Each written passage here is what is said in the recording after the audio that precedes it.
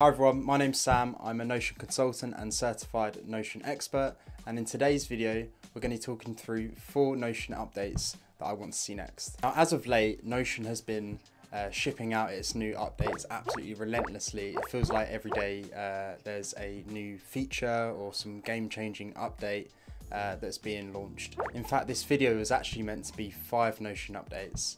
And I had a whole section about the new buttons feature and some improvements I wanted to see. For example, recently I was creating a sales target dashboard for a client, and I was using Notion's new button feature to automate the monthly sales logs that were related to an annual total. My complaint was going to be that there was a limit on the amount of automations you could create within the button, so it was only letting me create all the way up to October. But I double checked before this video, and now I can make it all the way to December. So all in all, I feel a little bit spoiled asking more of Notion. But the more I work with clients, I've noticed the same requests cropping up over and over again.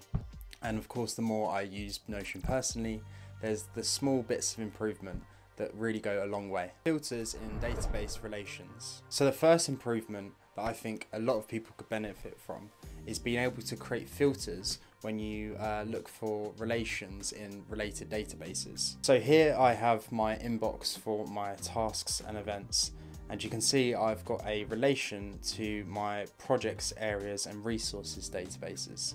This is how I've found best to use the Para method by Tiago Forte.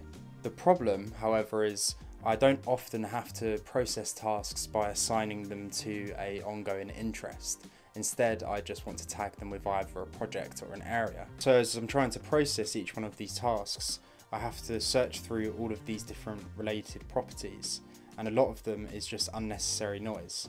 So for example, I've got all of these tags that show ongoing interest that are just not necessary for me. What would be great, like you can customize what properties are shown in the relation, what would also be good is to be able to create a filter so I could filter out anything that has the tag of ongoing interest. Native icons in page body. So I've really loved Notion's native icons. I think they're really well designed, and if you're a nerd like me, it allows you to color code your spaces by selecting the same icon in multiple different colors. Unfortunately though, we don't yet have Notion's native icons within the page body itself.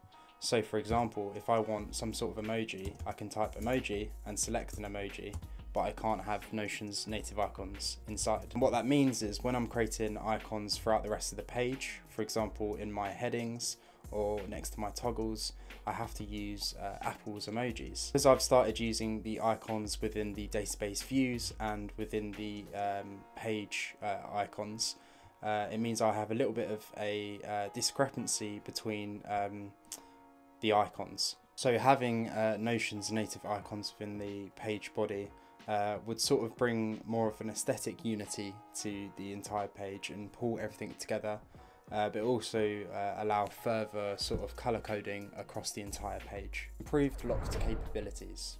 So this next one has been a request from lots of my clients I've worked with, and that's to be able to lock down certain parts of a page.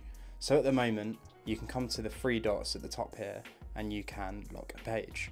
And what that does is it prevents anyone from changing any of the blocks inside the page, for example callouts or headings, but what it also stops you from doing is adding information to databases. So you can see here I can't create a new property or page within this group's database here. And what would be even better is if we could lock things off on a block by block basis. So then we can have blocks and callouts where people can come and write information when it's necessary, but other callouts like this one, which is just a sort of a info or instruction manual, and that be locked off so no one can touch it. Time boxing solution. I've left the biggest for last, and that is something that everyone's been calling for in Notion, which is some kind of time boxing solution. So recently Notion brought out the weekly spread view, which is absolutely amazing, and I now use this for my task manager, as you can see here, and we can see a sweep across the entire week of what's happening. Unfortunately though, we can't see the times. So for example, I've got this, record this exact video, and I've set it to happen between 9 and 10:30 a.m. Now in Notion, all you're going to see is the start time here, and what I've had to do is copy a formula from Red Gregory. Check their channel out if you haven't seen it, to then create a calendar status to show me how long the time is. Now that's just one part of the problem. The other part of the problem is I can't drag these to change the time. So for example, if I decided that I had run out of time and I need to record this video later, I can't just drag the task and bring it further down here.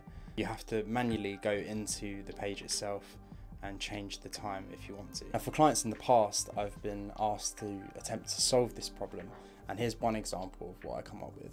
So what I came up with was a kind of three-step process to achieve a time blocking, but on a day-to-day basis. So you see here we've got a inbox where we can add tasks, and we can assign a Pomodoro, so each clock represents half an hour. Then in the second step, we can drag these tasks into our weekly spread and try and divvy up our tasks for the week. Then the third step is the time blocking, which is essentially the database in a timeline view, and the solution is not very elegant. What we do is, by default, the tasks are the entire day, all 12 hours. So we hit this arrow here to bring us to the end of the day, and we can see we've got this assigned by day and it's on today. And then we select all of the tasks that are due today. We shrink them down to an hour, and then based on the times that we've set for it, we then adjust the timings, adjust the durations, and then from here we can start to drag when we would like to do the tasks. So for example, this might happen in the morning, like so. This could happen straight after, and then this could happen a little later in the day. And that's how we can start moving around the tasks, just by dragging them during the day.